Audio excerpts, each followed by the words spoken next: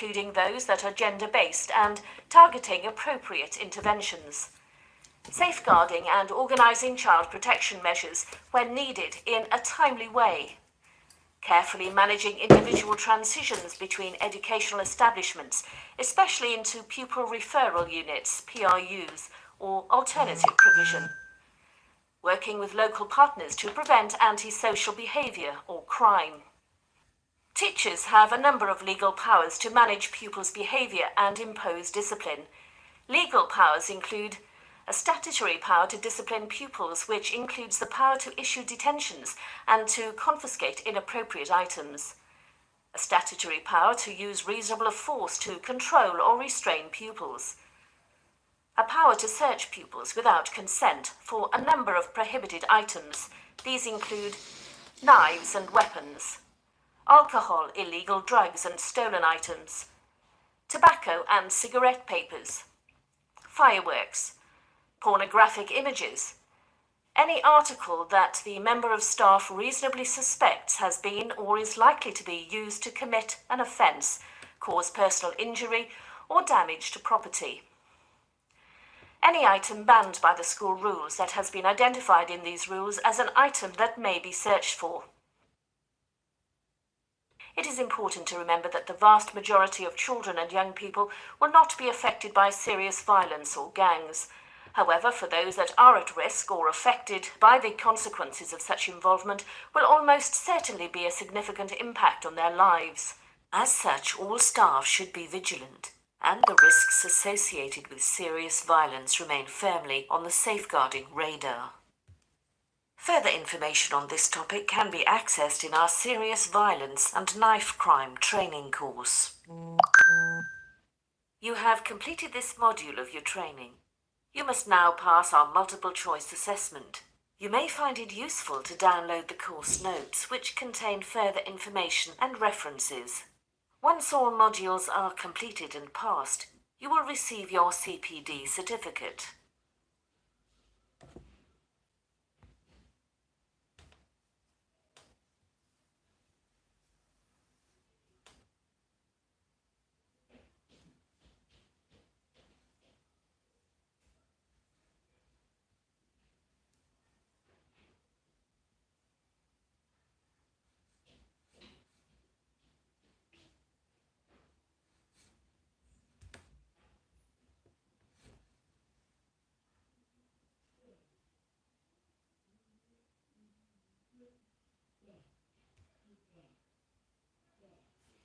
Hey Godfrey, I'm taking the assessment.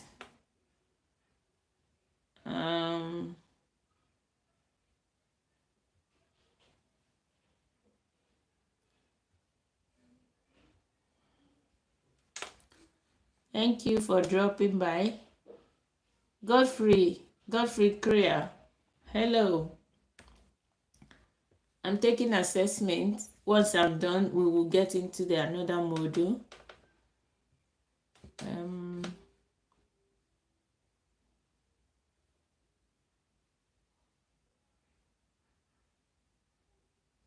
Attention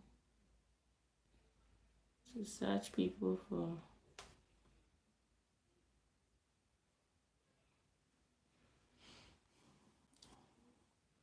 welcome to my life. I am studying nutrition, safeguarding courses.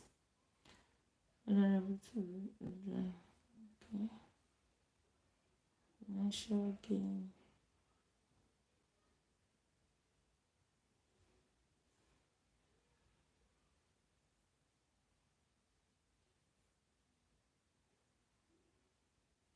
Peer pressure. Financial gain. County lines. National.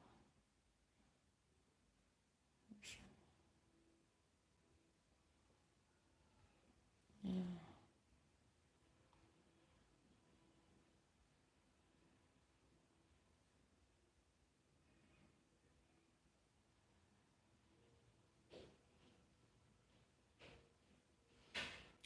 Hello. Hi, NPGT. NPGT. Good to see you. Thank you. I'm taking assessments. Don't worry, just in a minute now, the next module will start and then we'll be able to listen to it together. What factors distinguishes honor-based from other types?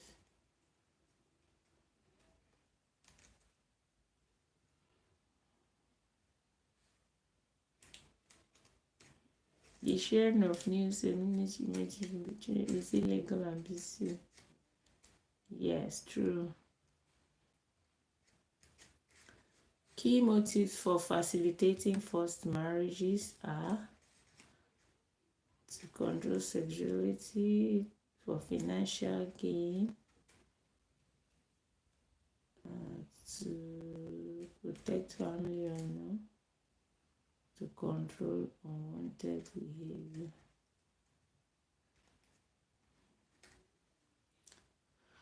Okay, that was good. Peer pressure, personal antisocial behavior. Okay. Peer pressure, antisocial behavior, and financial gain. Let's see.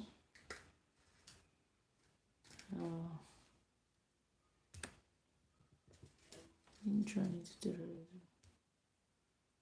Peer pressure. For education and attaining.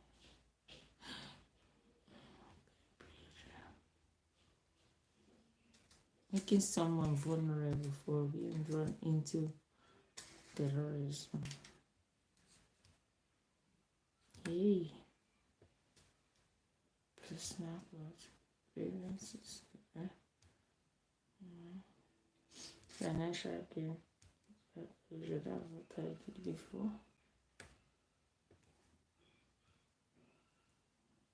Okay. Financial gain, antisocial behavior, peer pressure. Let me see.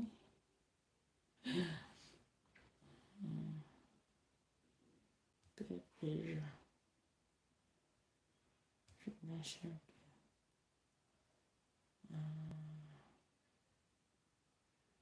Education.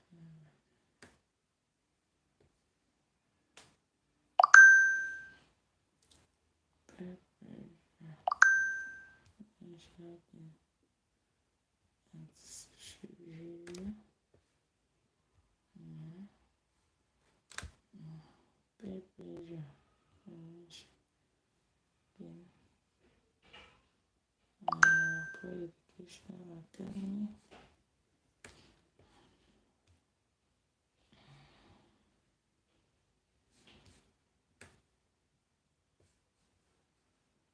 Peer pressure.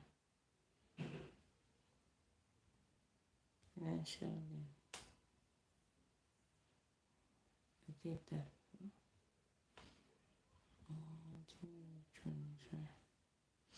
Peer pressure. The country makes someone to being drawn into terrorism. Peer pressure. Antisocial behavior. Personal growth. This is yeah. I did it. Precious, shout out. How? Give me a shout out. Hey, Precious, good to see you. NGPT, I just completed my assignment, so I'm going to. Oh, where's my charger? Okay, so I'm going to the next module. If you tally, you will listen to it with me. 19 minutes. Let's listen together.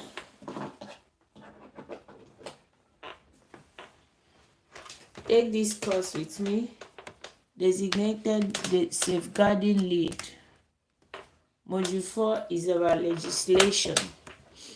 If you stay around, you listen with me.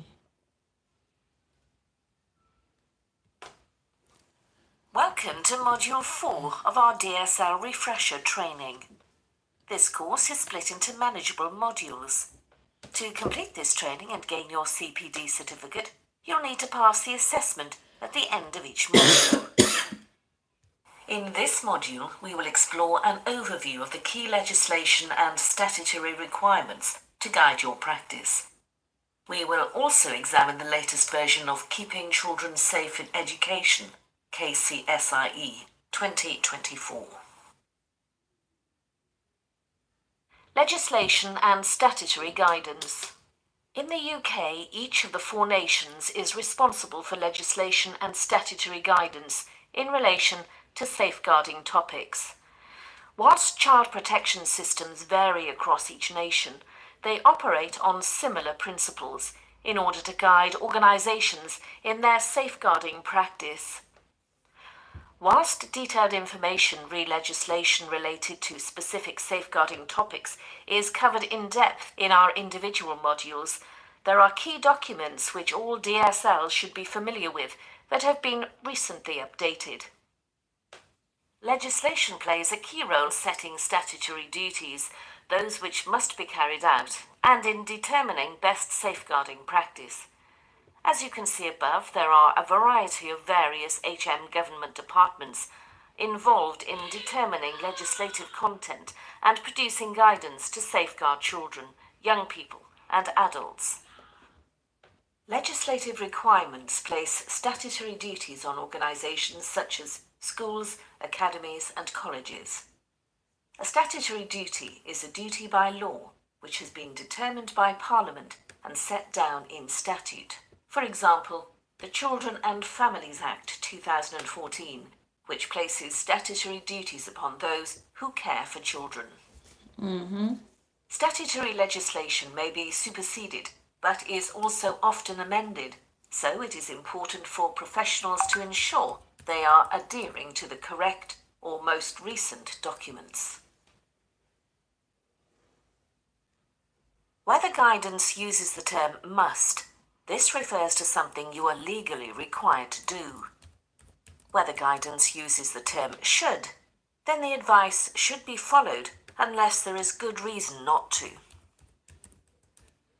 There have been several revisions of KCSIE. Each year the document is reviewed to ensure it is both fit for purpose and to incorporate provision for any emerging and/or worrying trends or changes to terminology. KCSIE clearly states that it is essential for everybody working in a school or college, regardless of their role, to understand their safeguarding responsibilities. All staff are, as a minimum, required to read Part 1 of the guidance. However, those staff not working directly with children may be directed to read a condensed version of Part 1, which can be found in Annex A. As you'll be aware, every year the DfE document Keeping Children Safe in Education, KCSIE, is updated for the start of the academic year in September. Due to the July election and ongoing full public consultation, this year there are no major systemic changes to the document. However, there are some technical changes of note to be aware of. Also, whilst KCSIE is the key document to guide safeguarding practice in educational settings, it's also important to be aware of the requirements of other legislation, for example, Working Together to Safeguard Children, that sets out the multi-agency responsibilities, which includes schools, academies and colleges. Much of the content in KCSIE is aligned to these documents. So let's take a look at the KCSIE technical changes and those other key legislative changes I've mentioned. So in Part 1, a sentence has been added to paragraph 2 to remind all staff that children includes everyone under the age of 18.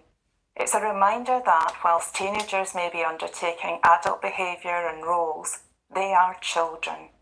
Our duty of care and safeguarding practice should reflect this and avoid adulting teenagers. The definition of safeguarding in paragraph 3 has been updated to align with Working Together to Safeguard Children, revised this year, to emphasise the importance of early intervention, protection from harm both online and offline, and promoting the best outcomes for all children. The new definition states, no single practitioner can have a full picture of a child's needs and circumstances. If children and families are to receive the right help at the right time, everyone who comes into contact with them has a role to play in identifying concerns, sharing information, and taking prompt action. So this new definition firmly places a duty on multi-agency working, what I call a wide contextual collective responsibility. Safeguarding and promoting the welfare of children is now defined as providing help and support to meet the needs of children as soon as problems emerge, protecting children from maltreatment, whether that's within or outside the home, including online, preventing the impairment of children's mental and physical health or development, ensuring that children grow up in circumstances consistent with the provision of safe and effective care, and taking action to enable all children to have the best outcomes. All staff are required to provide help and support to meet the needs of children as soon as problems emerge, whether that is within or outside the home.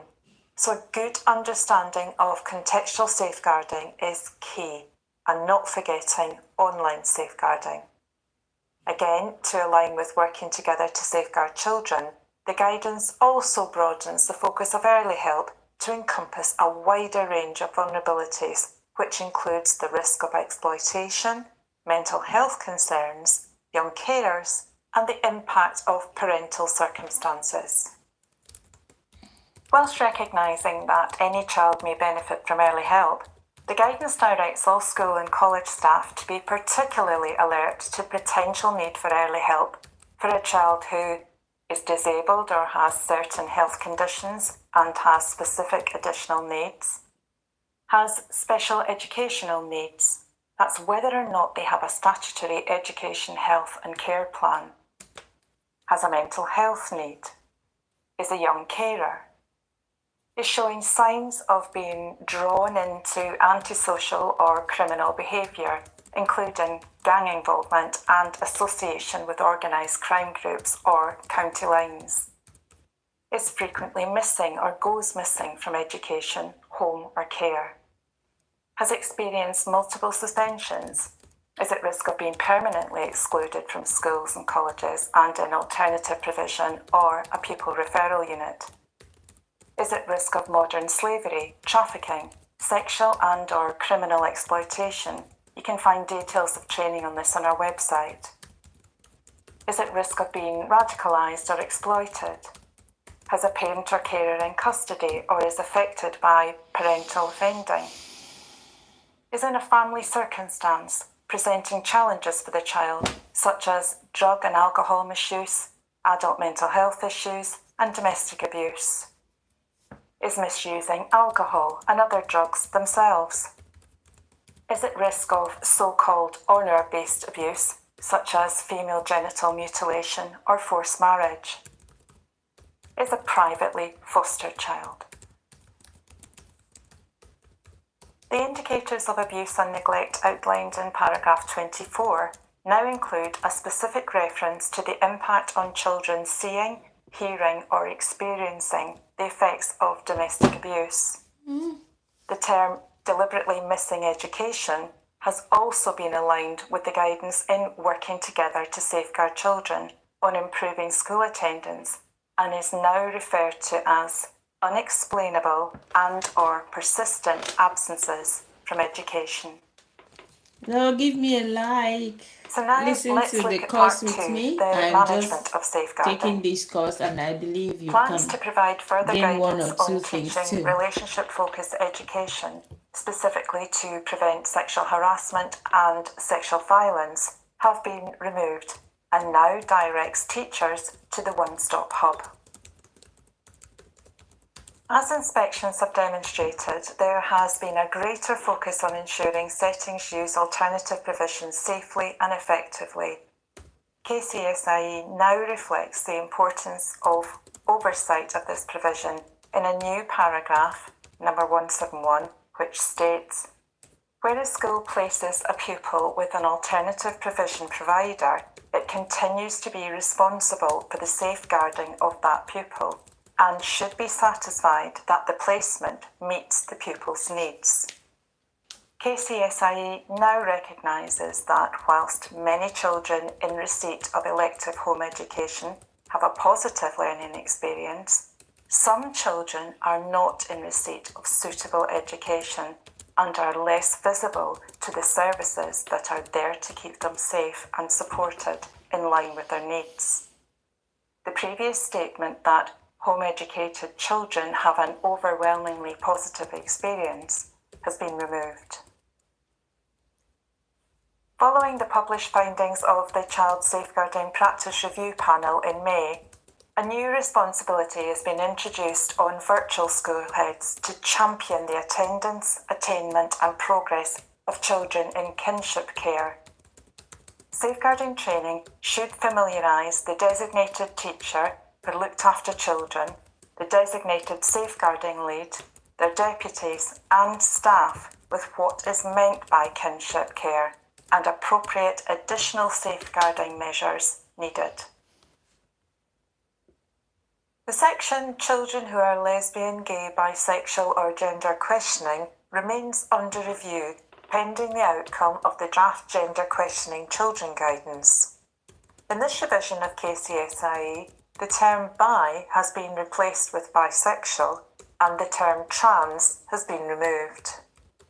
A new paragraph has been added referencing the findings of the CAS review, which states, caution is necessary for children questioning their gender as there remain many unknowns about the impact of social transition, and children may well have wider vulnerabilities, including having complex mental health and psychosocial needs, and in some cases, additional diagnosis of autism spectrum disorder and or attention deficit hyperactivity disorder. A second new paragraph recommends that families and carers making decisions about support for gender questioning children should be encouraged to seek clinical help and advice. When parents are supporting pre-pubertal children, clinical services should ensure that they can be seen as early as possible by a clinical professional with relevant experience. The final new paragraph in this section states that, when supporting a gender questioning child, schools should take a cautious approach and consider the broad range of their individual needs. This should be in partnership with the child's parents, other than in exceptionally rare circumstances where involving parents would constitute a significant risk of harm to the child. Support should include any available clinical advice on how to address wider vulnerabilities, such as the risk of bullying. Schools are directed to refer to DFE guidance for schools and colleges in relation to gender questioning children when deciding how to proceed. Moving on to Part 5, Child-on-Child Sexual Violence and Sexual Harassment. The definition of early help has been changed to align with working together to safeguard children. As such, it's now defined as support for children of all ages that improves a family's resilience and outcomes or reduces the chance of a problem getting worse. Now, whilst KCSIE includes minimal changes to clarify schools' duties in relation to prevent, all staff should be made aware of the new definition of extremism, which was published on the 14th of March 2024. The new definition states, extremism is the promotion or advancement of an ideology based on violence, hatred or intolerance that aims to 1. Negate or destroy the fundamental rights and freedoms of others, or 2. Undermine, overturn, or replace the UK system of liberal parliamentary democracy and democratic rights. Or 3. Intentionally create a permissive environment for others to achieve the results in 1 or 2. Annex C, the role of the designated lead. The reference to Skype has been re-added, stating that DSLs or deputies can be contacted by phone and or Skype and other such media. The requirement to keep detailed records and understand the purpose of record keeping has been replaced with a requirement to be able to keep detailed, accurate, secure written records of all concerns, discussions, and decisions made, including the rationale for those decisions. This should include instances where referrals were or were not made to another agency, such as the local authority, children's social care, or the Prevent programme, etc.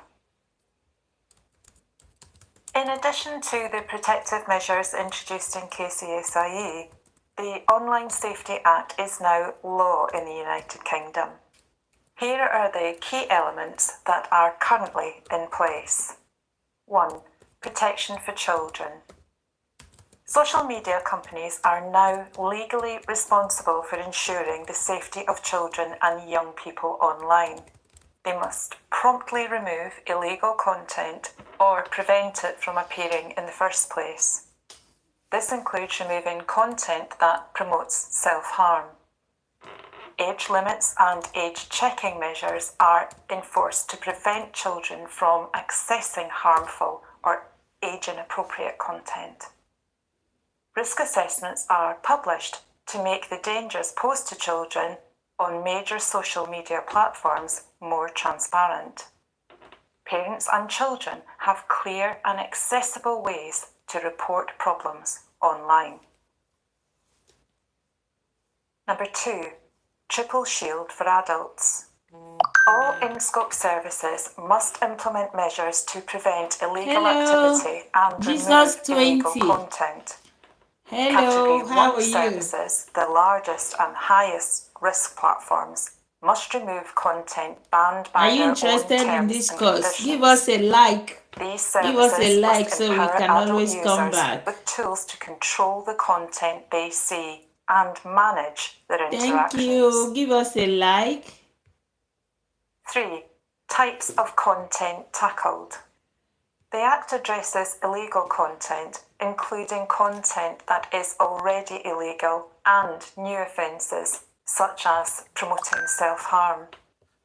Social media platforms are required to remove such content to protect both children and adults. You have completed this module of your training. You must now pass our Like multiple our choice like, give us a assessment. like. You may find it We're about useful to to go download for the course notes, assessments which now. contain further information and references. We're Once about all to go for modules are completed and assessment. passed, you will receive your CPD certificate.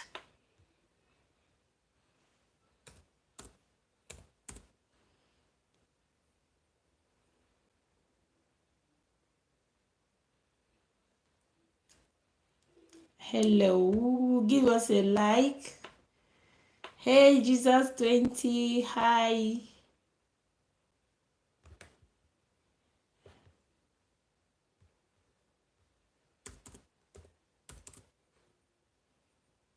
Hello.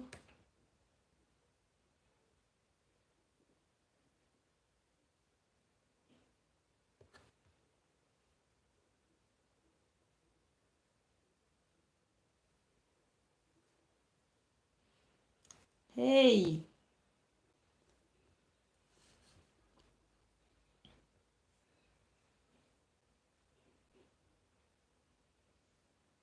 We're about going for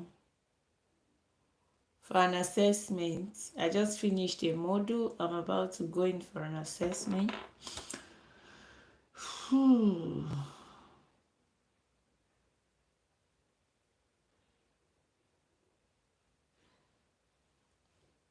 Click the like button.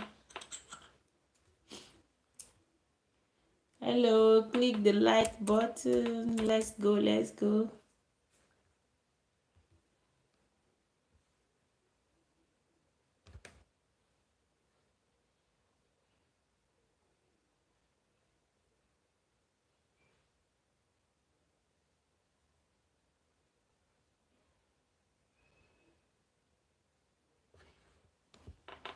What?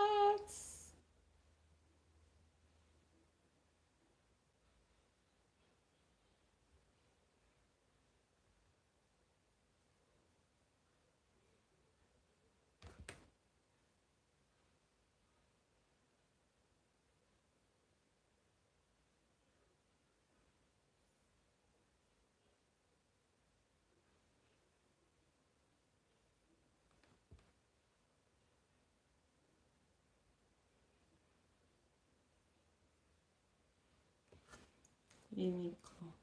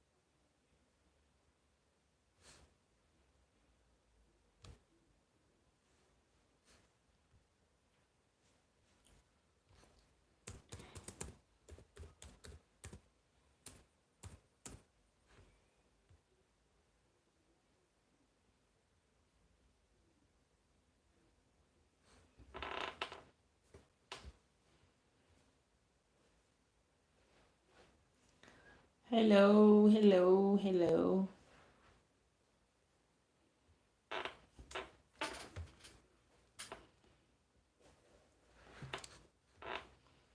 Seven.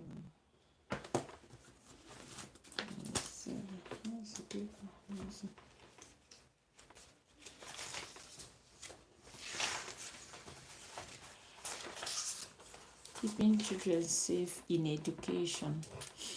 This model is about keeping children safe in education. Is asking safeguarding us children to have best outcome.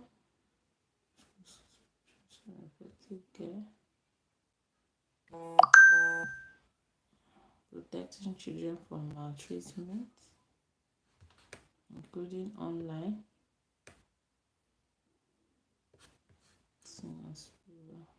March 245. How many days I should collect? 5.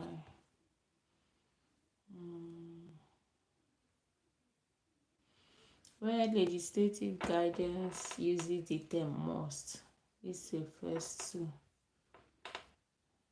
Something you are legally required to do.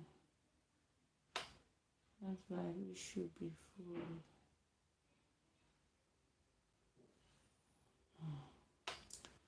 A child seeing is the effect of the movement recognized as an indicator of abuse. True.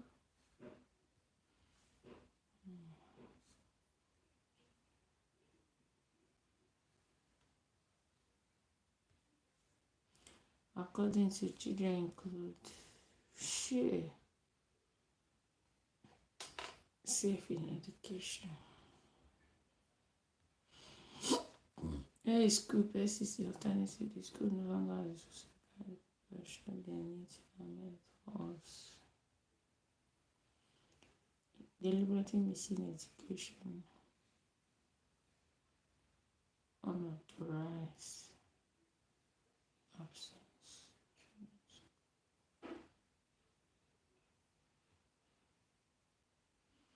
Statutory detail.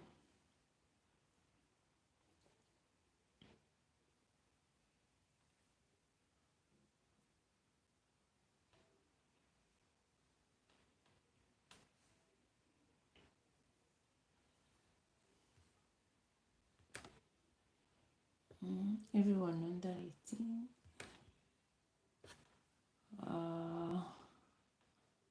frequent unexplained absence from school.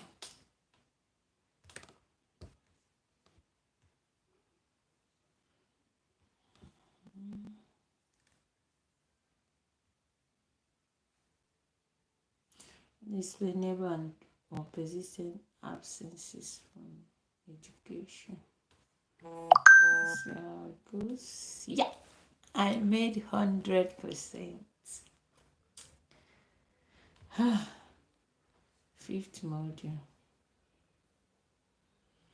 22 minutes. Here we go. Designated safeguarding lead refresher, module 5, practical aspects. Welcome to module 5 of our DSL refresher training. This course is split into manageable Thank modules. you for joining me. To complete this training and gain your CPD certificate, you'll need to pass the assessment at the end of each module.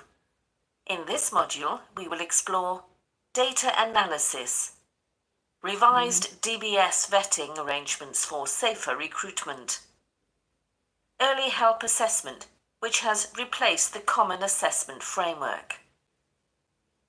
Can you hear that? Give us a The like. frequency of child abuse in a country is usually derived from prevalence or incidence studies. It is important to distinguish between these two terms. Prevalence of child abuse refers to the proportion of the defined population who have been abused during a specified time period, usually childhood, that is 0 to 18. Incidence refers to the number of new cases identified as occurring in a defined child population over a year. This expresses data for the 4 key types of maltreatment. The following are some data examples gained by conducting incidence and prevalence studies. England. As at 31st March 2024 for the year 2023-2024, 645,200 referrals were made to social care. 230,500 Section 47 inquiries were conducted. If a local authority identifies there is reasonable cause to suspect a child is suffering or is likely to suffer harm, it will carry out an assessment under Section 47 of the Children's Act 1989 to determine if it needs to take steps to safeguard and promote the welfare of the child. There were 79,200 children in care. 410,000 children were classified as in need. A child in need is defined under the Children Act 1989 as a child who is unlikely to reach or maintain a satisfactory level of health or development, or their health or development will be significantly impaired without the provision of children's social care services, or the child is disabled. 52,300 were subject to a child protection plan. Of those assessed, neglect was the highest primary need category, 50.1%.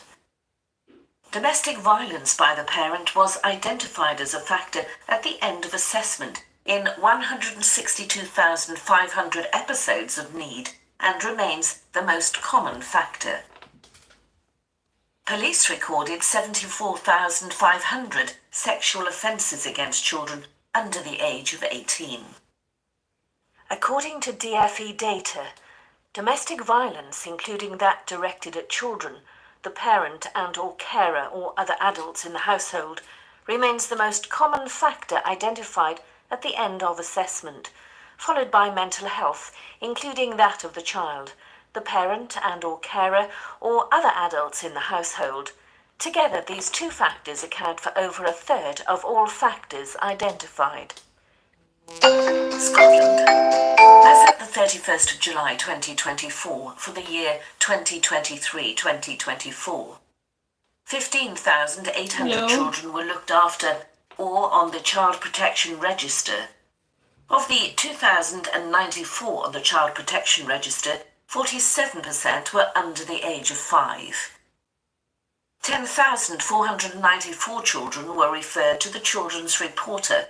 Children are referred to the Children's Reporter if compulsory measures of supervision may be necessary to protect the child from harm and/or to address their behaviour. The most common concerns identified were domestic, 1,132, and emotional 1,028 abuse, neglect 1,112, and parental substance misuse 1,135. 40% of the 14,484 sexual crimes recorded in 2023-2024 by the police related to a victim under the age of 18. Wales. As of 31st March 2024 for the year 2023-2024, 17,189 children received formal care and support. 7,208 were looked after and 2,339 were on the Child Protection Register. Over half of all children receiving care and support, 51%, had a need for care and support due primarily to the risk of or actual abuse or neglect. Parental mental ill health was recorded as a parenting capacity factor present for 7,394 children receiving care and support. Northern Ireland. As of 31st March 2024, 24,545 children were known to social services as a child in need. 34,969 children were referred to social services during 2023-2024. The largest proportion were referred by the police, 36%. 2,345 children were listed on the Child Protection Register, with 2,100 new registrations and 1,950 deregistrations during the year. Neglect and physical abuse were the main reasons for a child being on the Child Protection Register. 3,450 children were in care, the highest number recorded since the introduction of the Children Northern Ireland Order 1995. Police recorded 2,150 sexual offences against children under the age of 18. Gathering such data enables the determination of trends, which is crucial when developing national and local child protection strategies. As a result of the findings reached from the serious case review following the tragic Soham case in 2015, HM Government introduced new vetting and barring regulations. Whilst the processing of vetting and barring procedures do not fall within the remit of the DSL, it is important the requirements are understood and thought is given to how such requirements might impinge on areas a DSL may be directly involved in. For example, reviewing safeguarding arrangements for educational visits. Vetting and barring procedures are essential to help deter, identify and reject people who are unsuitable to work with or pose a risk to children. These procedures affect anyone working with children with extended requirements for those working in regulated activity. The legal definition of regulated activity is set out in Schedule 4 of the Safeguarding Vulnerable Groups Act 2006, amended by the Protection of Freedom Act 2012. Regulated activity includes teaching, training, instructing, caring for or supervising children if the person is unsupervised, or providing advice or guidance on well-being or driving a vehicle only for children. Work in specified spaces, which includes educational settings where there is opportunity for contact with children. Note, this does not include work done by supervised volunteers. The above conditions apply if the work is carried out frequently by the same person, or a person undertakes the work for more than 3 days in any 30-day period. Whilst the Act does not define what frequency equates to, the guidance on regulated activity in relation to children defines this as doing something once a week or more. Some activities, however, are always regulated activities, regardless of frequency or supervision. This includes personal or health care provided by or under the supervision of a healthcare professional, And this applies to staff in educational settings where intervention is delivered as part of an educational health and care plan.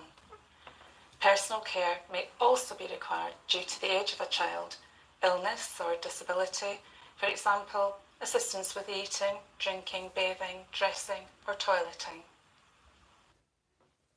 Following a requirement of the Police Act 1992, in March 2002, Criminal Records Bureau checks, CRB checks, were introduced to check the criminal background of all people working with children and vulnerable young adults in educational settings, voluntary organisations or professional bodies.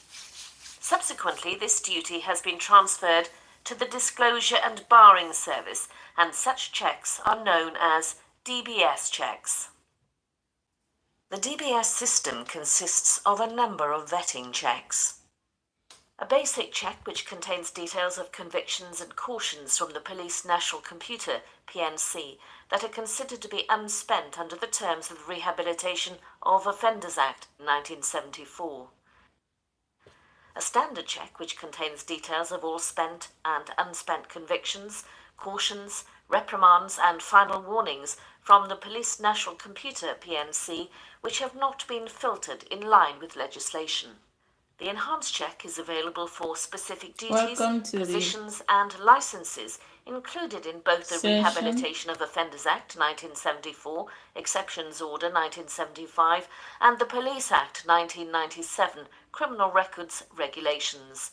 An enhanced level check contains the same PNC information as the standard level certificate, but also includes a check of information held by police forces. This check is carried out for all positions where the person will be supervising or being solely in charge of children. The enhanced check with barred list checks, which is only available for individuals who are carrying out regulated activity, and a small number of positions listed in Police Act 1997 Criminal Record Regulations. This check is carried out for all teachers.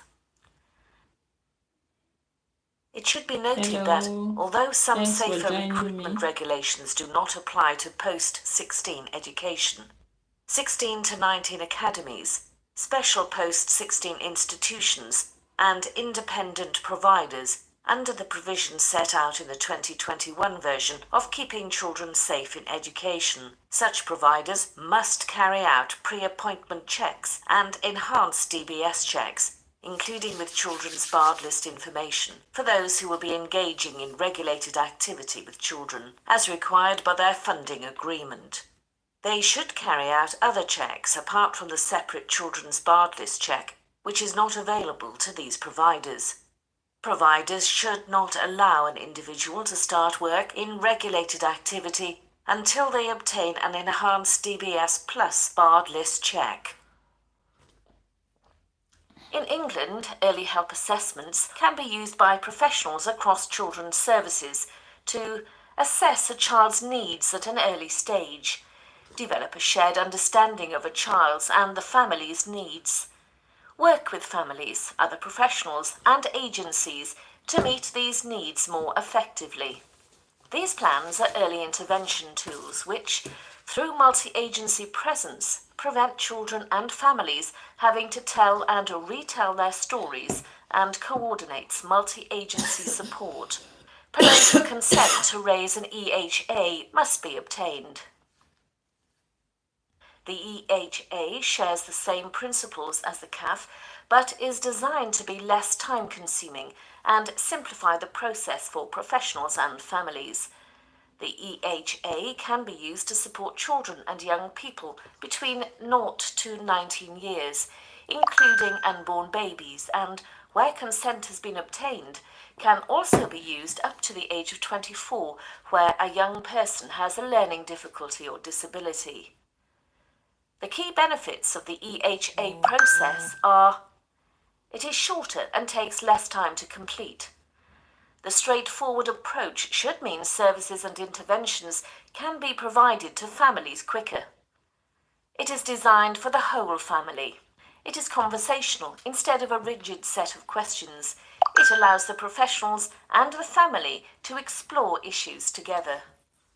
It is strengths-based, focusing on how strengths can be used to meet challenges. It is solution-focused, allowing professionals help families to identify changes that will make a difference in their lives. The team around the family enables a multi-agency approach to access services for families. There are 4 parts to the EHA process. Professionals should complete an initial EHA form, which forms the basis of the assessment, an EHA action plan, an EHA review to monitor progress, and an EHA closure form. Unlike the CAF process, professionals only need to submit the initial EHA form and action plan to the local authority. An EHA might be needed when there is a significant change or worrying feature in a child's appearance or behaviour. There has been a significant event in a child's life. There are worries about the parents, carers, or the home environment. The parent or someone in the wider family or social network is experiencing issues, for example, substance misuse, violence or physical or mental health problems, or crime that might impact on the child. A child is regularly missing medical appointments, for example, immunisations, dental care. The child is experiencing other disadvantages for reasons such as race, gender, sexuality, religious belief, disability, or other identified special needs. Or when a child or family are coming out of social care. If the need for extra support is identified, the EHA process should be discussed with the child and their family to ensure they understand its purpose is to help them. Signed consent from the family must be obtained before the assessment is started, which should be retained should you need to evidence it later in the process. Emerged, and establish if the situation has improved or got worse for the child or family. The review process informs the next steps, actions, or outcomes. If needs are fully met, the plan and EHA should be closed. If needs have not yet been met but are achievable, the plan should be continued. If the plan doesn't meet current needs, reassess and form a new plan, or if new needs have emerged, reassess and form a new plan. Following a review and when the action plan evidences needs have been met, the EHA can be closed. An EHA closure form should be completed to officially close the EHA. There may be other reasons to close an existing EHA. If the child or family animated content at any time, and there's also our animated content at any time, and there's also our detailed course notes which will support the assessment and your ongoing practice. We've also provided you with a bank of case studies to support your CPD and as a resource to use in your DSL staff inset. To access, simply visit the training menu page and click on the icon. I do hope you've enjoyed the course. Thank you. You have completed this module of your training. You must now pass our multiple choice assessment. You may find it useful to download the course notes, which contain further information.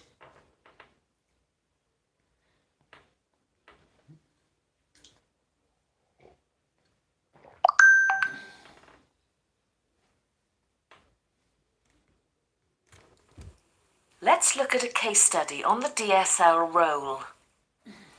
Jason is an 11-year-old boy just starting year 6. He transferred into school at the end of year 4. Formerly a looked after child, he now lives with his paternal aunt. Jason's behaviour can be problematic in class. When he finds tasks challenging, he's often disruptive and defiant. On 2 recent occasions, his poor behaviour has escalated to involve physical violence. He finds making friendships difficult. He was friendly with Peter, a boy in his class, but Peter recently relocated to another part of the UK.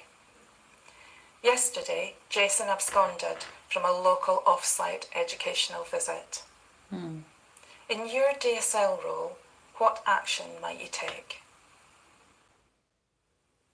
Pause the video and consider what action you might take as DSL.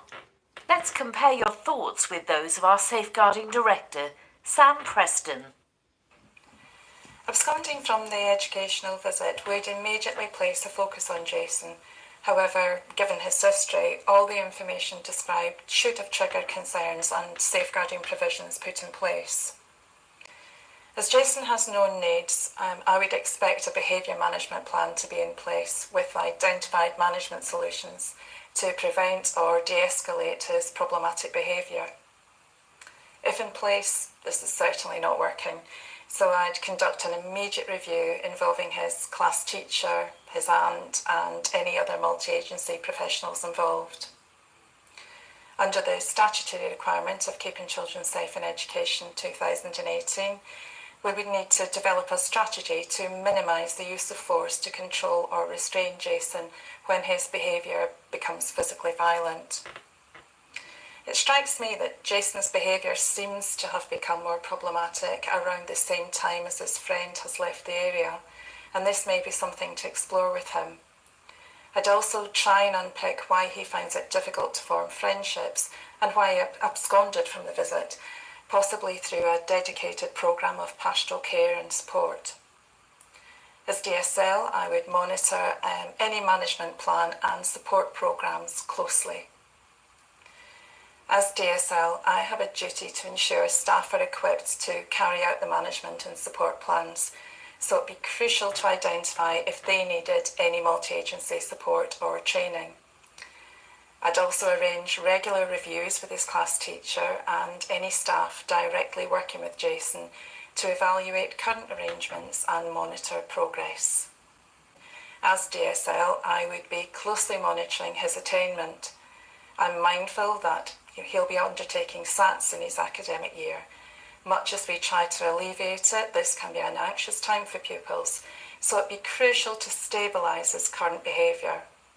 It's essential he has the best opportunity to achieve his optimum potential. Finally, I'd conduct a review of the planning process for the educational visit. All children with SEND or known behavioural issues should have an individual risk assessment completed prior to the visit to ensure every effort is made to minimise risk and engage the pupil. This should identify all possible risk factors and how they'll be minimised or avoided. In such a case study, the DSL role is crucial to ensure close monitoring and evaluation is regularly conducted and that Jason has a positive experience of school life. I'd also be mindful that he will be making the transition to secondary provision, so I'd be planning for that now.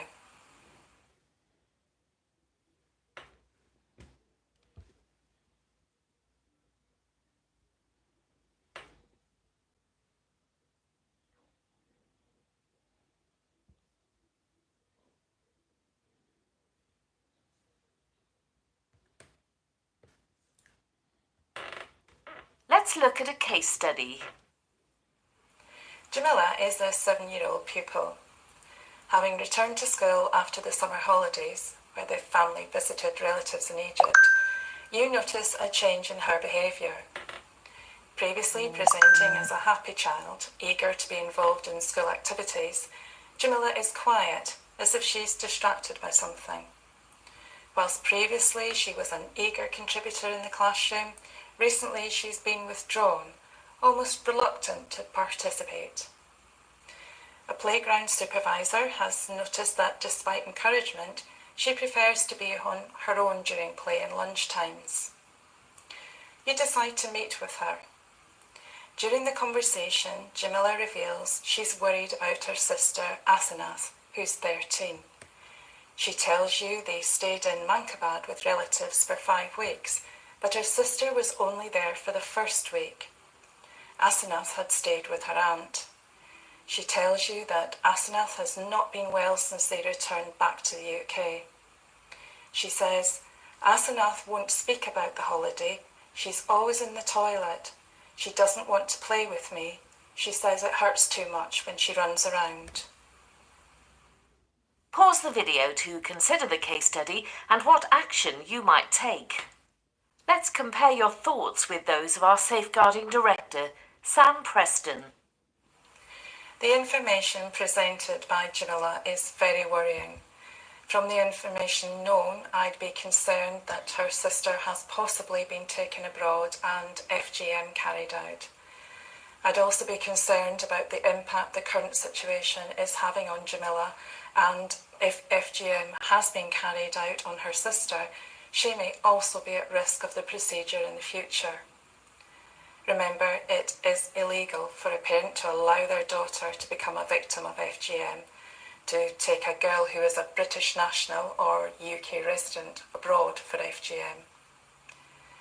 As this information disclosure has been made by a sibling, the mandatory reporting to the police doesn't apply. The disclosure should be handled in line with wider safeguarding responsibilities and reported to Children's Social Care in England and the local authority in Wales.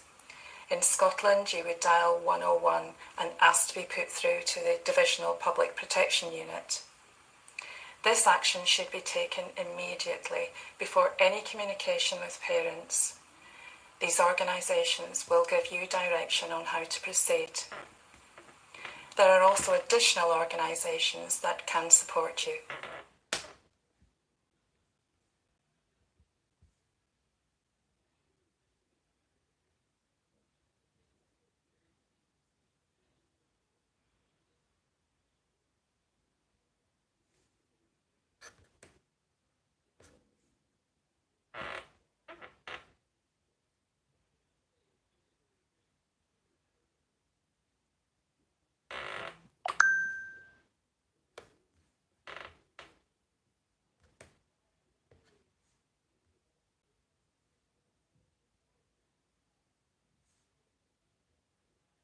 Let's look at a case study.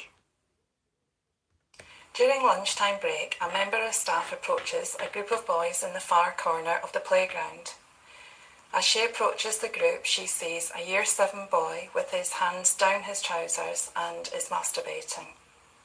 The boy ceases his activity when he sees the member of staff approaching, and the group disperses. The staff member immediately informs you about the incident and reports she thinks a number of pupils were recording the incident. When speaking to the boy alone, he discloses to you that he has been playing a game via social networking platform. He says that the game leader, who he thinks is a 16-year-old boy, has set him a number of dares. Tom does not recognise the risks of his online behaviour and relationship with the older boy and says it's just a game. What would you do immediately? What actions would you take in the longer term? If you felt that you needed to take further advice, who would you speak to? Pause the video to consider the case study and what action you might take. Let's compare your thoughts with those of our Safeguarding Director, Sam Preston. This concern was immediately reported to the DSO. Yeah, who is Exactly there? the right action to take, both to protect the pupil and, as social media is involved, to enable swift action to be taken to prevent or remove content. On reporting, I'd support the member of staff to complete a record of concern, capturing as much information as possible. For example, exact phrasing, conversations, Who am I which listening pupils to were right present, if any other staff were aware or had previous concerns. Which marshmallows? Next steps, The I'd check if there had been Did I any ask you previously to get it? identified concerns about this pupil. Mama, can I As the information given by the pupil does not You raise get the phone concerns and around parental you are not involvement, satisfied. I'd make contact with his parents to I make should him take aware the of phone school's too. concerns.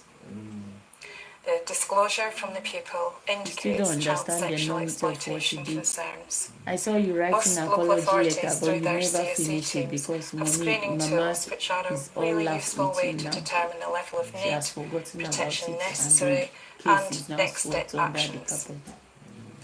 I Eh? complete this process with the pupil and his You parents. couldn't even finish your apology. Consultation with the local CSE team would also be a primary action, not only to gain support for the pupil, but to obtain guidance on how to progress school's actions. A priority would be to establish which, if any, pupils have digital recordings and if they've been shared. Again, all actions would be formally recorded. I'd also refer to the guidance Sexting in Schools, as there may be a requirement to report the incident to the police. In line with any police investigation, I would clarify who the pupils involved are and speak with their parents to make them aware of the concerns. Just to reiterate, making, sharing and possessing indecent images and pseudo-photographs of people under 18 is illegal. A pseudo-photograph is an image made by computer graphics or otherwise which appears to be a photograph. This can include photos, videos, tracings and derivatives of a photograph, data that can be converted into a photograph. Indecent is not defined in the legislation, but can include penetrative and non-penetrative sexual activity. The term making could include opening an attachment to an email containing an image, downloading an image from a website onto a computer screen, storing an image in a directory on a computer, accessing a website in which images appeared by the way of automatic pop-up mechanisms. Sharing includes sending on an email, offering a file on a sharing platform, uploading to a site that other people have access to, and possessing with a view to distribute.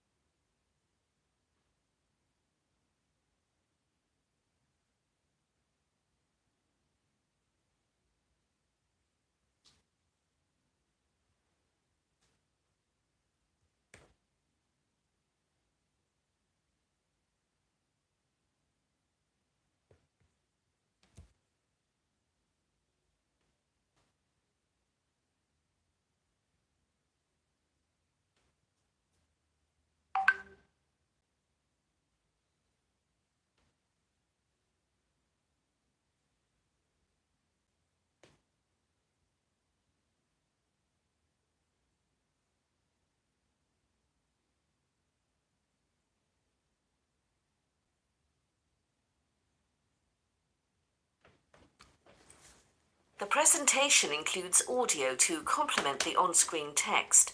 Please ensure your audio is switched on. Welcome to the SSS Learning course on domestic violence and abuse. In this course, we will explore what domestic abuse is and what form it can take, controlling and coercive behaviour, the prevalence of domestic abuse, the impact of domestic violence and/or abuse, key risk factors, protective factors, what action to take if a child or young person is witnessing and/or experiencing domestic abuse, what support, help and advice networks are available. Collectively, amongst all our safeguarding specialists here at SSS, in all our years of safeguarding and child protection practice, we can categorically say that the most frequent type of abuse encountered is domestic abuse. Also, in many cases of other types of abuse that have brought adults and children to a cause for concern level, domestic abuse often features. So as practitioners, we need to be vigilant, supportive, and most importantly, non-judgmental. Emergency, which service? Police, we need help. Okay, what address are you calling from? 79 Ardell Street, please get them to come now. I'm so scared. What number are you calling from so we can call you back if you get cut off? No, don't call me back. Don't call me back. You'll know that I've rung you. What is the reason for your call? Oh, I'm so scared. He's been drinking all day and totally lost it again. He hit me earlier and he just keeps on drinking.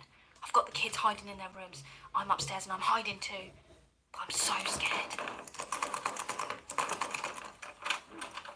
Where are you? What are you doing in here?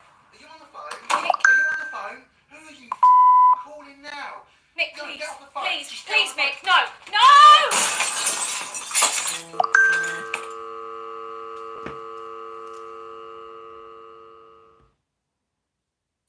I'm sure, like me, you found that example of a 999 call really difficult to listen to. Imagine what it must have been like for the children hiding in their room. It is possible to get help by making a silent 999 call. If someone needs to call 999, but talking may put them or others in more danger, they can use silent solutions, a system where they can make a silent 999 call. When they call 999, they will be connected to an operator. The operator will guide the caller through the process and ask them to press 5 and 5 again. Doing this will inform the call taker that the call is genuine. They will keep the line open and will investigate the call further. Once transferred to the police, they will ask how they can help and what the address of the emergency is. The caller must keep silent. They will then say they can't release the call line until the caller tells them they don't need the police. The caller must keep silent. They will then ask the caller to indicate if it is not safe for them to speak, for example, tapping the headset, to cough or to make another noise. Responding in a directed way will keep the line open and enable the police to investigate further. The term domestic abuse applies to any type of controlling, bullying, threatening, or violent behaviour between people in a relationship. Whilst the majority of cases feature abuse by a partner or ex-partner, domestic abuse can also be perpetrated by a family member or carer.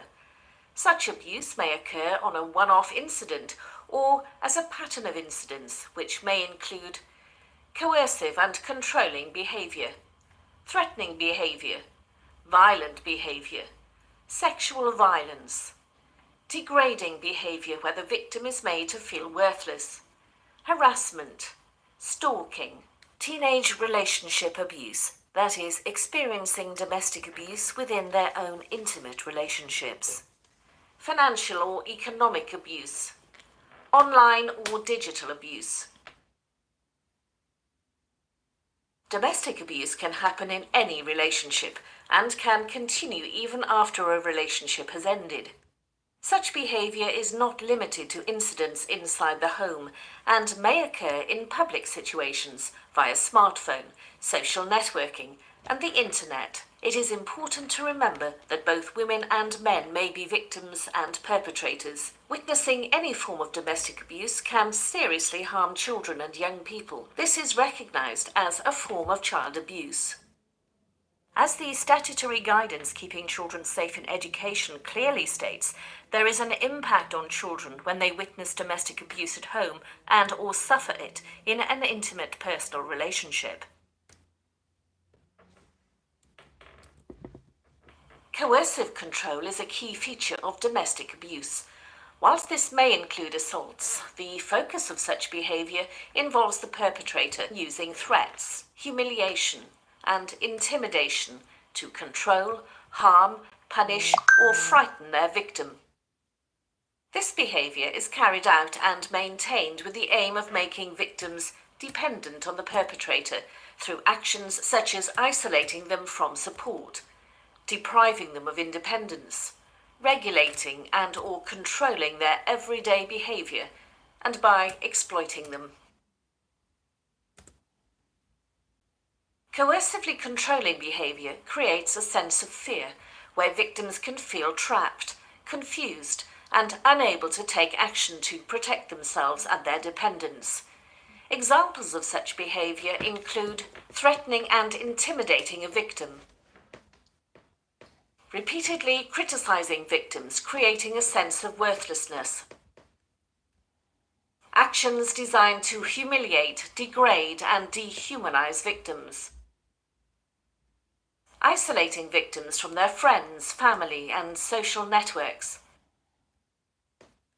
depriving victims of basic everyday needs, for example, food, bathing, sleep, taking control over a victim's everyday life, for example, who they can see, where they can go, what they may wear, and even when they are allowed to sleep. Monitoring how victims spend their time throughout each day, which can include the use of spyware to monitor mobile phones, social media, and online communications. Manipulating the parent-child relationship, for example, threatening to harm the child in order to control. Depriving victims of access to services, for example, GP, dental, and other medical services, support services available in schools and other networks. Taking full control of a victim's finances. Under Section 76 of the Serious Crime Act 2015, coercive control is a criminal offence. Perpetrators convicted on indictment may be fined and or imprisoned for a term not exceeding 5 years, and those on summary conviction may be fined and or imprisoned for a term not exceeding 6 months. A summary offence is less serious than an indictable offence and can only be tried summarily in a magistrate's court, the lowest criminal court in the UK. An indictable offence is more serious and can only be tried on indictment in the Crown Court. The Domestic Abuse Bill passed both Houses of Parliament and was signed into law on the 29th of April 2021. As such, the Domestic Abuse Act is now in place and provides further protection for people who experience domestic abuse, as well as strengthened measures to tackle perpetrators. The Domestic Abuse Act creates a statutory definition of domestic abuse, emphasising that domestic abuse is not just physical violence, but can also be emotional, coercive or controlling, and economic abuse. As part of this definition, children are explicitly recognised as victims if they see, hear, or otherwise experience the effects of abuse. Creates a new offence of non-fatal strangulation. Extends the controlling or coercive behaviour offence to cover post-separation abuse. Extends the revenge porn offence to cover the threat to disclose intimate images with the intention to cause distress. Clarifies the law to further deter claims of rough sex gone wrong, in cases involving death or serious injury. A rough sex murder defence, also known as 50 Shades defence, after the novel 50 Shades of Grey, is employed by some people accused of murdering their sexual partner, who claim that the death occurred because of injuries sustained during consensual sex. Creates a statutory presumption that victims of domestic abuse are eligible for special measures in the criminal, civil and family courts, for example to enable them to give evidence via a video link. Establishes in law the Domestic Abuse Commissioner to stand up for victims and survivors, raise public awareness, monitor the response of local authorities, the justice system and other statutory agencies, and hold them to account in tackling domestic abuse. Places a duty on local authorities in England to provide support to victims of domestic abuse and their children in refuges and other safe accommodation. Provides that all eligible homeless victims of domestic abuse automatically have priority need for homelessness assistance. Places the guidance supporting the Domestic Violence Disclosure Scheme, Clare's Law, on a statutory footing. Ensures that when local authorities rehouse victims of domestic abuse, they do not lose a secure lifetime or assured tenancy.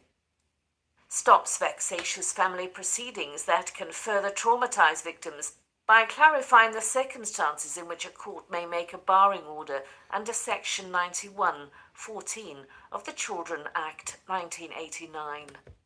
Prohibits GPs and other health professionals from charging a victim of domestic abuse for a letter to support an application for legal aid. The Domestic Abuse Act also strengthens measures to tackle perpetrators. The Act prohibits perpetrators of abuse from cross-examining their victims in person in family and civil courts in England and Wales. Brings the case of R versus Brown into legislation, invalidating any courtroom defence of consent where a victim suffers serious harm or is killed. Enables domestic abuse offenders to be subject to polygraph testing as a condition of their licence following their release from custody. Extends the extraterritorial jurisdiction of the criminal courts in England and Wales, Scotland and Northern Ireland to further violent and sexual offences. Provides for a new domestic abuse protection notice and domestic abuse protection order which will prevent perpetrators from contacting their victims, as well as force them to take positive steps to change their behaviour, for example, seeking mental health support. Introduces a statutory duty on the Secretary of State to publish a domestic abuse perpetrator strategy to be published as part of a holistic domestic abuse strategy. The Act is now law and is being implemented across the criminal justice system and relevant agencies. Following the royal assent of the Domestic Abuse Act 2021, the section covering domestic abuse has also been updated to include the first ever statutory definition of such abuse and the impact it has on children. In line with the Act, this section includes the definition, which draws attention to children who see, hear or experience the effects of domestic abuse as being seen as victims in their own right. The range of abusive behaviours including physical abuse, emotional abuse, economic abuse, coercive and controlling behaviour. How young people can also experience domestic abuse within their own intimate relationships as a form of child-on-child abuse, sometimes referred to as teenage relationship abuse. Depending on the age of the young people, this may not be recognised in law under the statutory definition of domestic abuse, if one or both parties are under 16. However, as with any child under 18, where there are concerns about safety or welfare, child safeguarding procedures should be followed, and both young victims and young perpetrators should be offered support. Scotland introduced a domestic abuse law in 2019, which, for the first time, recognised domestic abuse as a crime, cases reported to the Crown Office and Procurator Fiscal Service, COPFS, may be prosecuted and, depending on how serious the offences are, perpetrators may receive a sentence of between 12 months and 14 years in prison and/or a fine. If a perpetrator is found guilty of domestic abuse, the court must consider whether to issue a non-harassment order to protect the victim and/or survivor. If the court decides not to issue this protection, they must explain why they think this order is not necessary. A non-harassment order can include conditions such as forbidding the perpetrator from entering the home of the victim or survivor, contacting, approaching, or following the victim or survivor and any children, or of being present outside their home, school, or place of work. Breaching this order is a crime, and the perpetrator could face up to 5 years in prison. In February 2023, the Home Office announced significant changes to the approach of tackling domestic abuse crime. Measures include a new strategic policing requirement, which sets out clear expectations and places violence against women and girls on the same threat footing as terrorism, child sexual abuse, and serious organised crime. A risk assessment tool will also enable police forces to quickly identify those domestic abusers most likely to commit the greatest harm. All police forces in England and Wales are now directed to target domestic abuse offenders in their area in order to prevent further crimes being committed.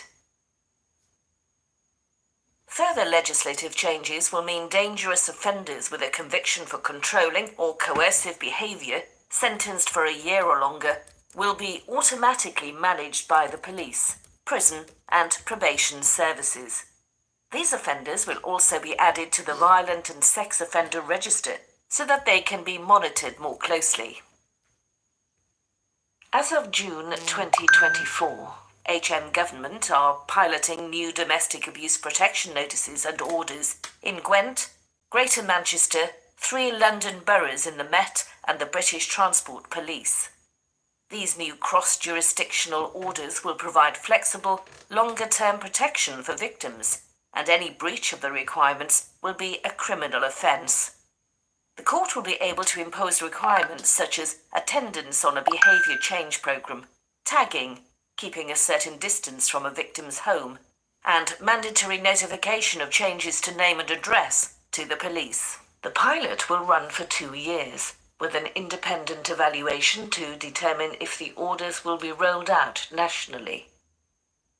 Due to the nature of this type of abuse, it is difficult to collate accurate statistics on the prevalence of domestic abuse. The Crime Survey for England and Wales estimated that 2.4 million adults experienced domestic abuse in the year ending March 2023. During this period, the police recorded 889,918 offences as domestic abuse-related crimes, a 5% increase from 2021. This included 702,604 violence against the person offences flagged as domestic abuse-related. Additionally, there were 51,288 domestic abuse-related prosecutions in England and Wales in 2023, slightly down from 53,207 in the previous year. These figures do not include domestic abuse-related incidents when a report is made, but where, after initial investigation, the police have concluded that no notifiable crime was committed. The survey recorded that during this period, 1.4 million women and 751,000 men experienced domestic abuse. The survey also found that women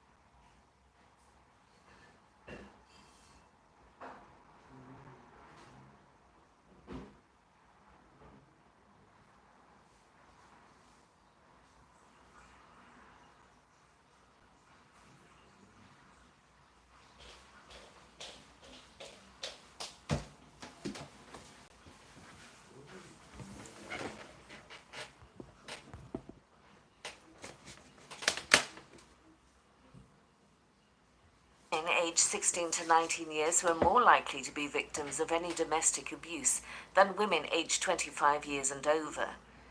Victims were female in 74% of domestic abuse-related crimes. Adults who were separated or divorced were more likely to have experienced domestic abuse compared with those who were married or civil partnered, cohabiting, single or widowed. Men and women aged 16 to 74 years with a disability were more likely to have experienced domestic abuse in the last year than those without. Adults aged 16 to 74 years who were unemployed were more likely to have experienced domestic abuse within the last year than those who were employed or economically inactive. Adults who lived in urban areas were more likely to have experienced domestic abuse in the last year, 6%, than those who lived in rural areas, 4.2%. Between the year ending March 2021 and the year ending March 2023, 77% of victims of domestic homicide were female, compared with 13% of victims of non-domestic homicide. While the actual prevalence of domestic abuse is likely higher, the number of domestic abuse-related incidents and crimes provides an indication of the scale of this abuse and highlights the significant demand it places on policing. When identifying risk indicators, professionals should always consider the context of the behavior, who is at risk, the victim's perception of risk, and how risk factors interact with each other. Victims of domestic abuse often tend to underestimate their risk of harm. They are more likely to become repeat victims than any other type of crime, and as violence is repeated, it gets more serious. Victims who report a domestic sexual assault tend to have a history of domestic abuse, whether or not it has been reported previously. There are many factors that can stop a victim leaving an abusive relationship. This includes gaining access to safe housing, being economically dependent on the abuser, and having insufficient financial resources to live independently, being emotionally involved with their abuser, guilt that they are breaking up the family, embarrassment or shame. Seriously? Why did the clothes outside now?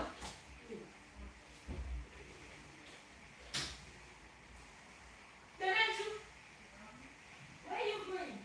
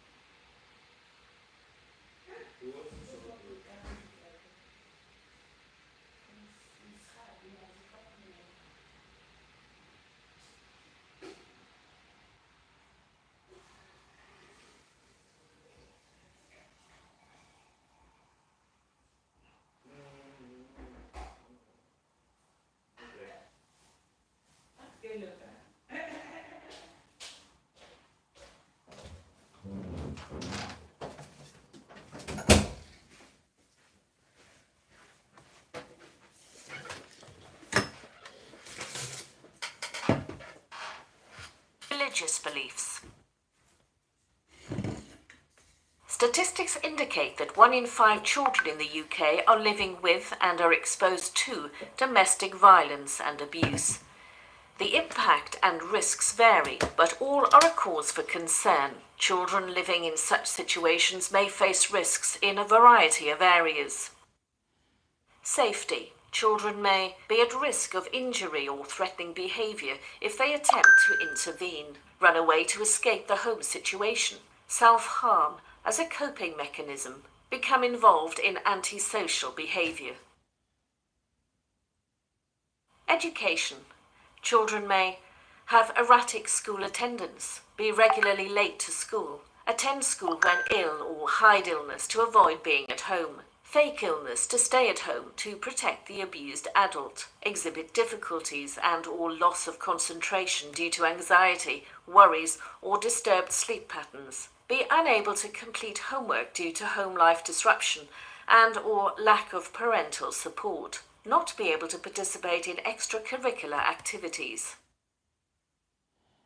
Emotional health, well-being and development. Children may have restricted access to food or clothing, have restricted access to professional support, for example, health services such as doctors or dentists, being unwilling or unable to have friends in the family home, regularly experience disturbed sleep, bedwetting, nightmares or insomnia, experience anxiety and or depression from living with conflict and tension, demonstrate attention-seeking behaviour, have tantrums or become withdrawn, misuse drugs or alcohol, develop eating disorders, have a distorted vision of relationships, be forced to participate in the abuse of a parent, have suicidal thoughts. It is also important to recognise these risk factors may also present on leaving domestic violence and abuse, and that fleeing can present new risk factors. New risks include safety. Children may face continued threat from the abuser, still have contact with an abusive parent, for example, through contact orders, be at greater risk of injury or being killed by the abuser.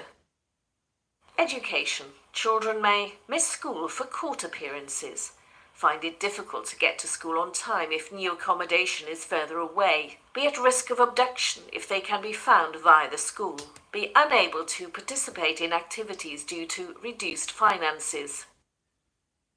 Emotional health, well-being and development. Children may experience the loss of possessions, family pets, experience loss of contact with family and friends, experience stress-related illnesses, demonstrate unusual behaviours due to stress and or anxiety, become the subject of a child protection investigation or monitoring procedures, feel there is a stigma associated with living in temporary accommodation. Protective factors help to reduce the impact of domestic violence and abuse risk factors. This involves building individual strengths, promoting healthy development, and establishing conditions to support safety, healing, and the well-being of both the adult victim and child survivors. It is important to remember that not every child exposed to family violence or abuse will be affected in a negative way. Children will respond differently, depending on many factors, including their age, sex, and stage of development. How they react will also be influenced by the support they receive and their ability to be resilient and move forward after such adversities. Overarching protective factors may include a nurturing, protective, and stable relationship between the child, children, and non-abusive parent. Having a significant other in the child or children's life providing a positive and nurturing relationship. The victim having positive support from family, friends, and the community. The victim being emotionally strong. The victim being willing to or actually seeking support or help from agencies. Where the presence of a child or children is a restraint for the abuser. Where, despite abuse, the victim is able to and not prevented from meeting the needs of the child or children. where the victim understands the risks of the abuse poses to the child or children and will take advice on how to keep them safe. An abuser accepting responsibility for abuse and violence indicates genuine remorse and is willing to seek support for their abusive behaviour. As educational settings have regular contact with children and young people, staff are well placed to spot the signs and symptoms of a child who may be distressed. Often these settings are one of the only safe havens for children and young people witnessing and experiencing domestic abuse and violence at home. They can also be a place of safety for adult victims to access and receive support. Protective factors in educational settings include engagement with the parent or carer as a potential source of help, signposting them to appropriate support, ensuring positive relationships are demonstrated consistently in the setting that are built on trust, safety, and security, promote pupil well-being and help children talk about worries that might be affecting them. Curriculum content, which includes a focus on effective problem-solving and resolving disagreements, for example, anti-bullying.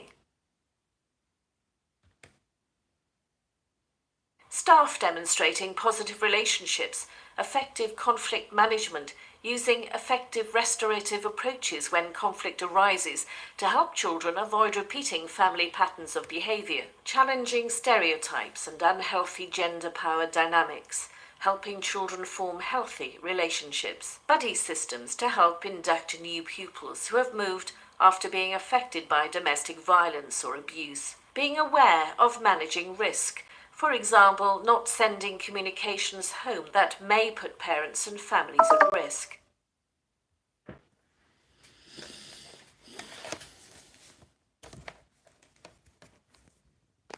Ensuring images of children who have fled domestic abuse are not used or shared on the organisation's website or on social media. Knowing what support there is locally for parents and carers affected by domestic abuse. Running homework clubs where children affected by domestic abuse or violence can safely complete their work. Running and ensuring children affected by domestic violence or abuse access diversionary activities during school holidays. This not only provides safe, engaging activities, but enables an element of monitoring and support to continue. How well adults and children react to surviving domestic violence or abuse will be influenced by the support they receive. Increasing their ability to be resilient will enable them to move forward after such adversities. In line with safeguarding legislation, all educational settings have a duty to identify children and young people who may be experiencing or witnessing domestic violence and abuse, and appropriately refer them on to other services to ensure they are safe and properly protected. If an adult or a child discloses domestic violence or abuse, it is important not to confront the alleged abuser. As with all other safeguarding disclosures, it is important to reassure them that you are taking what they have said seriously and that they were right to disclose. Such disclosures should be reported immediately to a designated safeguarding lead, DSL, or their deputies, as delayed reporting could place a child or family members at further risk. Once notified, the DSL will liaise with appropriate agencies to protect the family and develop a support plan.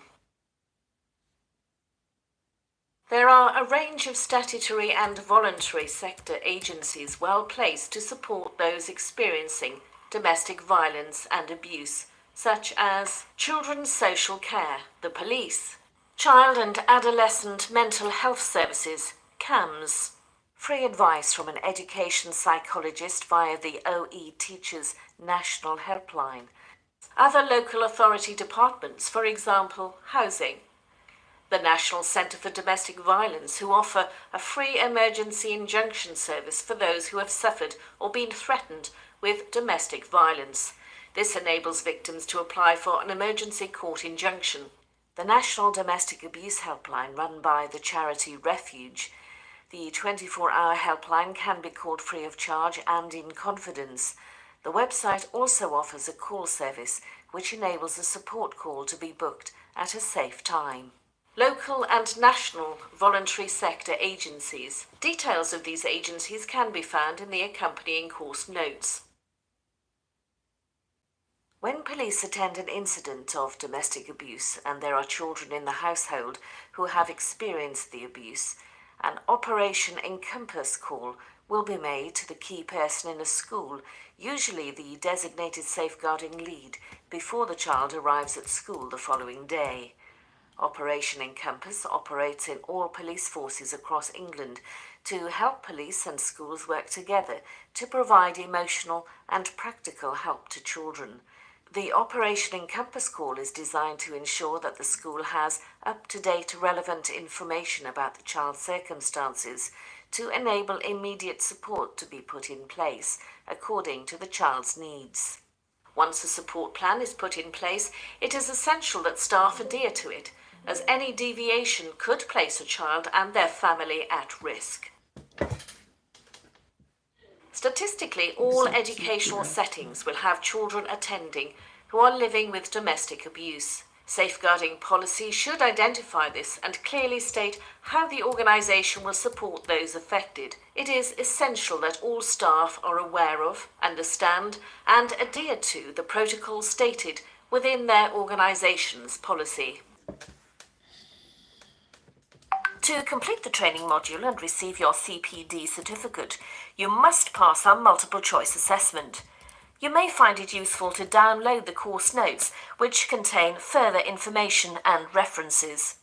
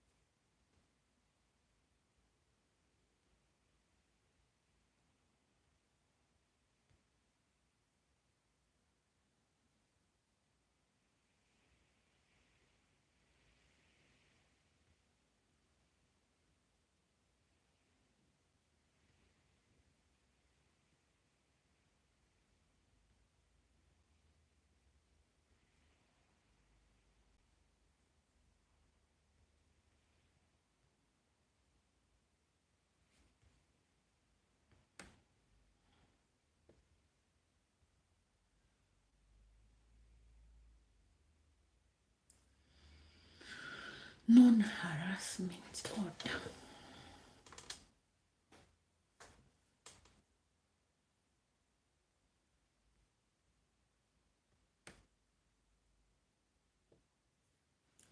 Positive natural.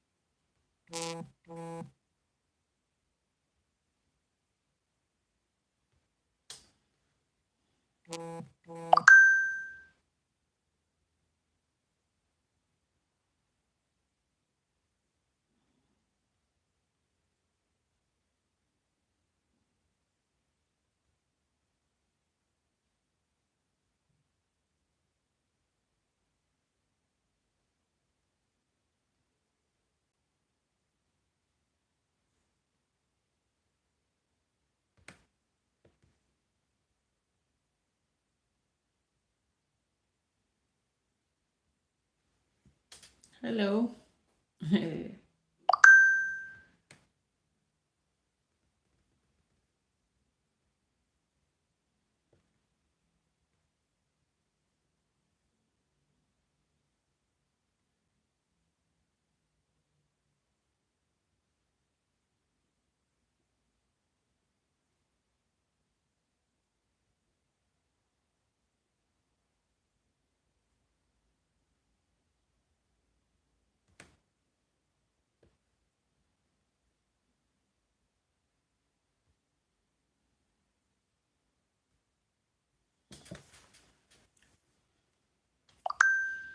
Hello, hello, hello.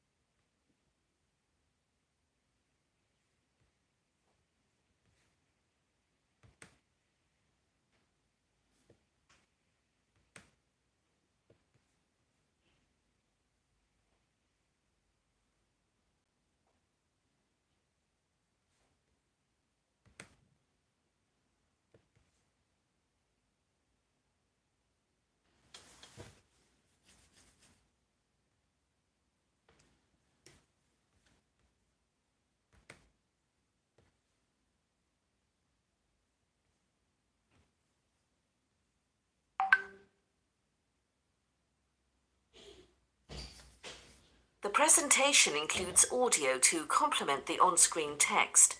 Please ensure your audio is switched on.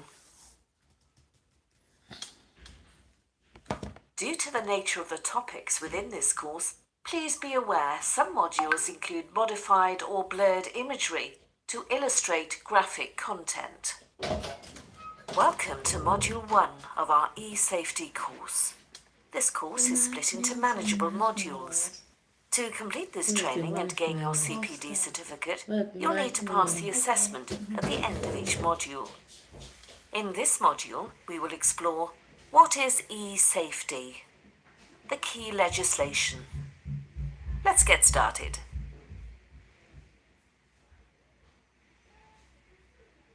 The umbrella term e-safety embodies all the things we need to consider to keep children safe in the digital world, which includes online safety, as well as when using any form of digital technology for off or online purposes. For example, smartphones, cameras, or digital recording equipment.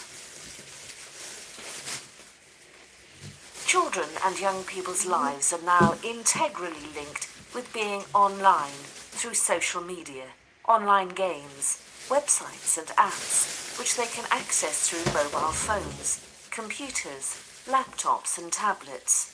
The opportunities created by using the internet and online technology are immense, Yeah. but also full of new types of risks. All educational settings have a statutory responsibility to safeguard children and young people, and this includes all aspects of e-safety. To fulfill this, they have a dual responsibility: 3. to ensure the setting has e-safety measures in place and that they are effective. This includes organisational e-safety procedures together with measures to protect data management and storage. To educate pupils about all aspects of e-safety, particularly online safety.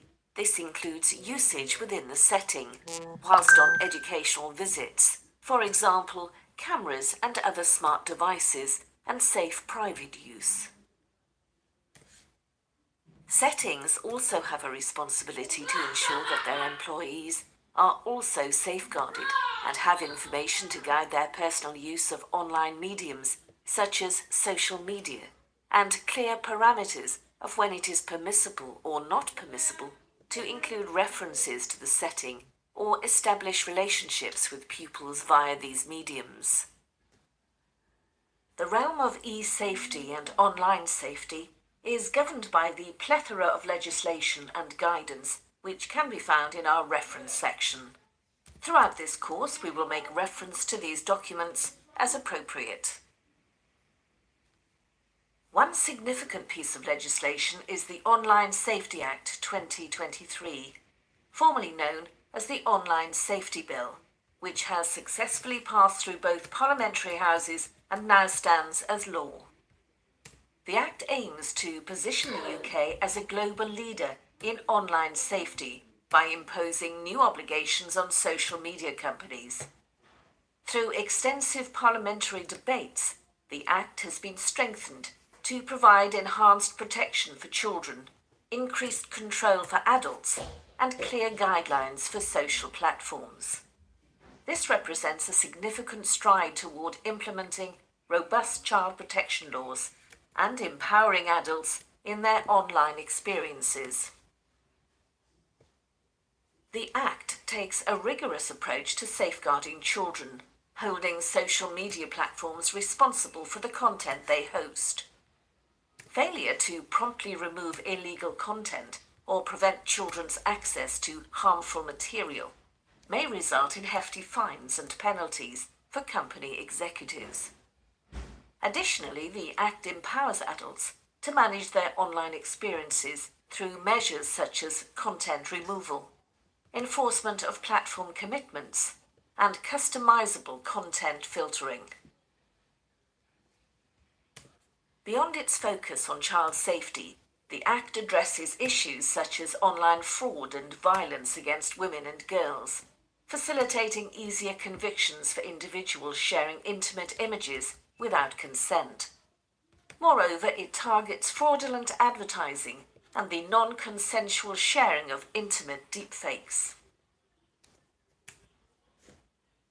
Furthermore, the Act compels social media companies to prevent activities facilitating animal cruelty and torture, even if occurring outside the UK, but visible to users within. Many major social media platforms have already taken steps to comply with these requirements.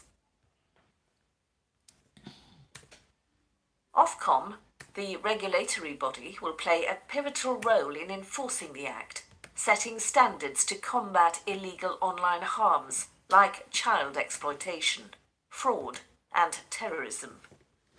The Act aims to create a safer online environment for everyone in the UK.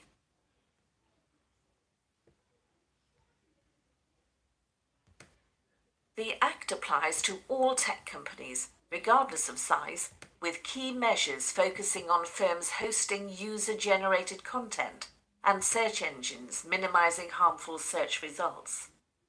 Non-compliance can result in fines of up to £18 million or 10% of worldwide revenues, with severe cases potentially leading to platform blocking.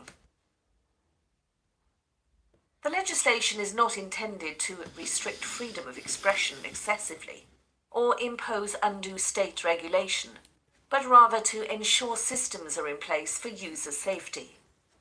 Measures are designed to be proportionate, avoiding unnecessary burdens on small or low-risk businesses. Under the reforms introduced by the Online Safety Act, new laws regarding intimate image abuse came into effect in England and Wales on January the 31st, 2024.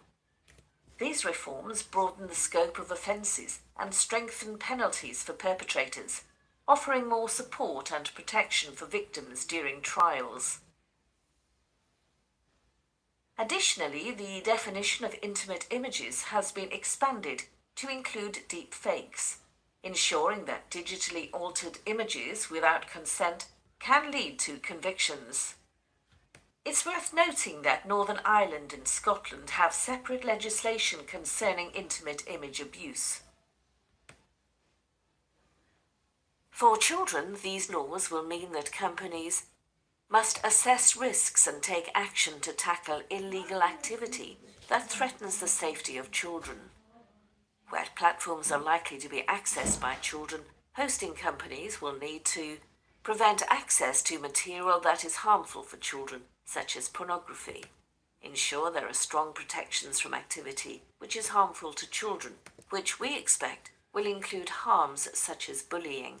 The Act also states that if harmful content or activity is accessed by children, there should be measures in place for them or their parents to easily report it, and that platforms will be required to take appropriate action in response. The Act also places a duty on platforms to report any child sexual exploitation and abuse content that they encounter to the National Crime Agency. You have completed this module of your training. You must now pass our multiple choice assessment. You may find it useful to download the course notes, which contain further information and references. Once all modules are completed and passed, you will receive your CPD certificate.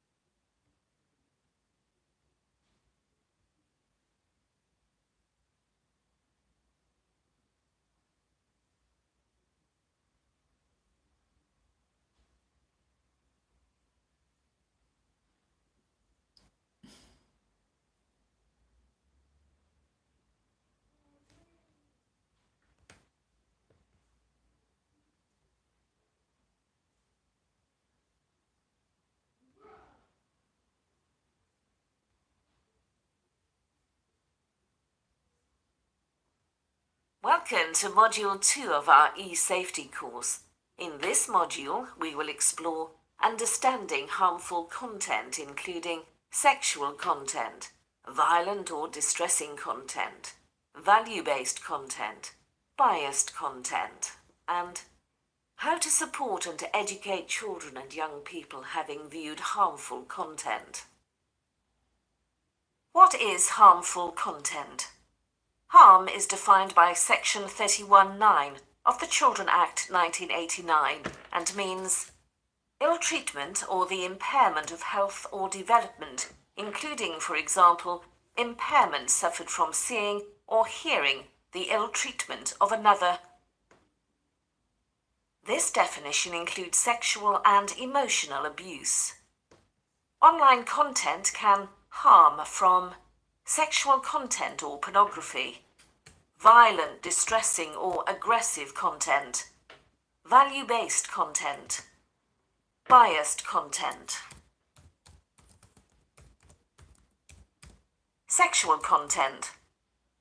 Sexual content can vary from simple suggestive messages and images to adult legal pornography through to illegal violent pornography. It can be shared across all platforms such as social media, apps, live streaming, or games.